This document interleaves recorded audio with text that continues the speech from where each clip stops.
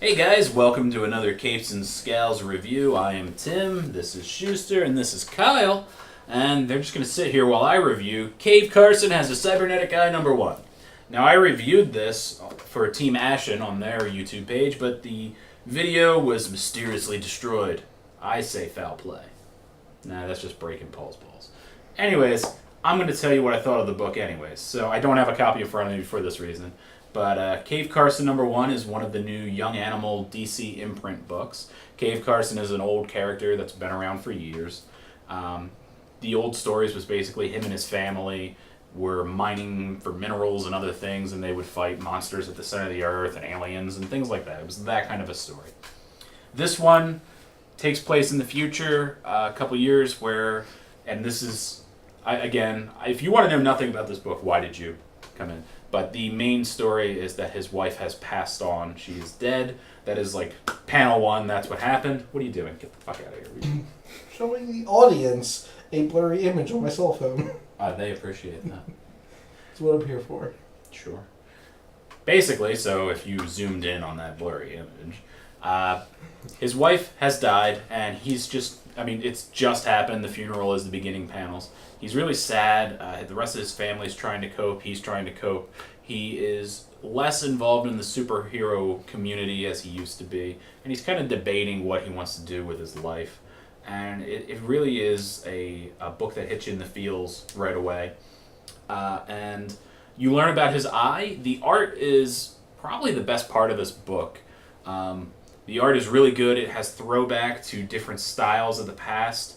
If you ever saw in a comic book the little dots that compromise like a shade, it's called Zipatone. They do cool things with that in this book. The art is fun. Gerard Way, the guy who was the singer for My Chemical Romance, he is the writer of this book. He also wrote Doom Patrol. I hated Doom Patrol, the new Doom Patrol. It was not for me.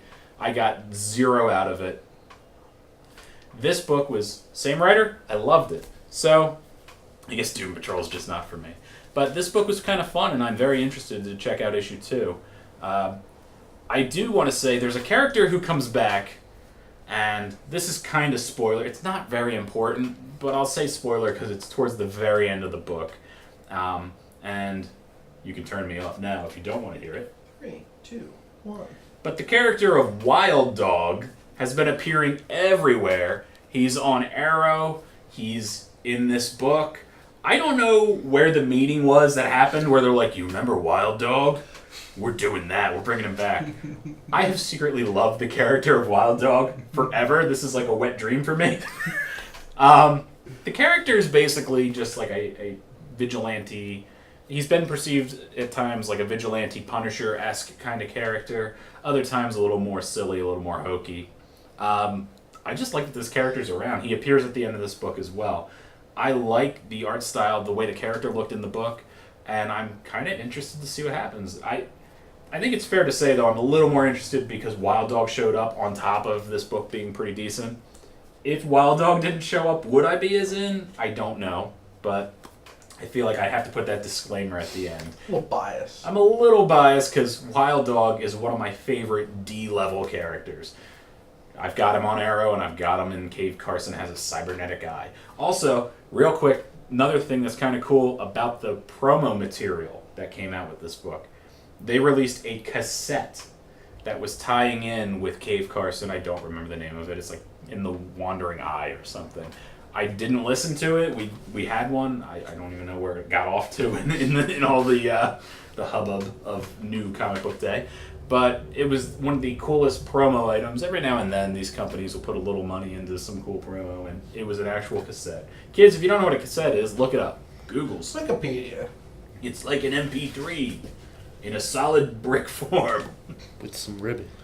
Yes, with fancy ribbon in a circle. See, I'm old enough to remember those. There you go.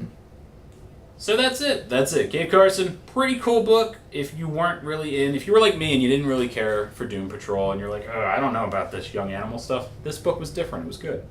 So that's it. CapesandScowlspodcast.com. Check us out.